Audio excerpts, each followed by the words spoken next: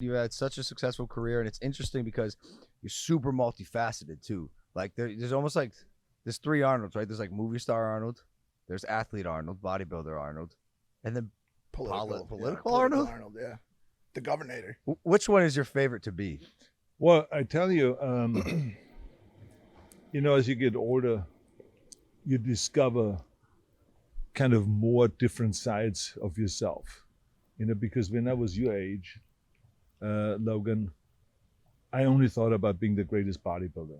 I want to have the biggest arms, the biggest triceps, biggest delt, have the best posing routine, beat everybody and go from competition to competition, be the winner and become the greatest bodybuilder of all times.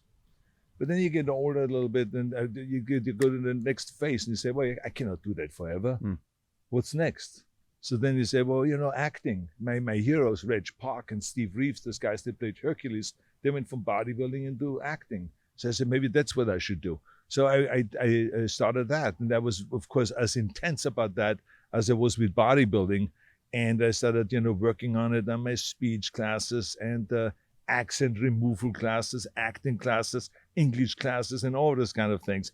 And I started working my way up until I got finally Conan the Barbarian and Commando and Predator and all this. And I was on a roll. And then, you get the place where all of a sudden you have done so many movies where you say, I'm not really that excited anymore to do another movie. Maybe I should do something else. And just at that time, they had a recall election in California to recall Governor Davis. A total recall. And so I said to myself, well, here's a good opportunity. I run for 2 months. It's not like a whole year or 2 years of running. I ran for 2 months and then it's the election on October 7th. And so then I jumped into doing that. And I really enjoyed the political life after I won and really had a great time. But then you get older after that. When you're finished with that, then you start your institute and you start the Schwarzengger Institute and you start getting more and more into helping other people. Because, when you're young, it was all about me. Yourself, me. yeah. Then eventually as you get older, it becomes more and more like not just me, but we. How can we all be successful? How can we all be healthy? How can we all train? How can I inspire other people to train? How can I write more books about training? How can I have more seminars? How can I be out there more and inspire millions of kids to train and to get maybe into politics and to get into acting and to let them know that they can be successful? And I'm so what I'm saying is there's another side of me now that I discovered, which is really caring to help other people. And there's the artistic side, like from here I go over to my office and I paint with my daughter because it's Valentine's Day. So we're going to paint some heart-shaped things and for her mother and for her, and she's going to make them for me and all that. And we just paint. So there's another side of me. So there's many, many sides that we all have. I think that comes out as we get older, it seems to me. Were you always good at balancing bodybuilding and emotional stuff and all that entire range of versatility, or do you have to work to get to a point where you can get emotional and paint hearts?